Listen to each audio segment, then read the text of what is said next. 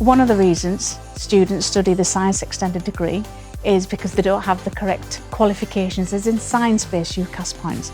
It's a unique opportunity to move on to something that we may have desired but we couldn't get onto with our A-levels. It has all of your core subjects, so you can really specialise in anything. And you also get to practice lab reports and stuff. It helps you to get better with your written work, I think. We've got labs, we've got essays, we've got exams, quizzes. Online quizzes.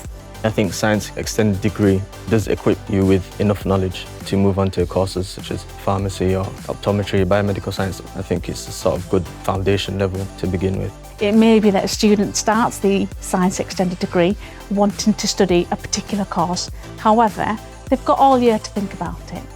It may be that at the beginning they're focused with biology. However, at the end of the year, they may find that they've excelled in a different module, for example, in the chemistry module, and they can change their mind. Actually, I think this course within itself actually made me be like, okay, there's actually other options. Because before I was just like, pharmacy, that's it. Like, if it's not pharmacy, then I don't want to do anything else.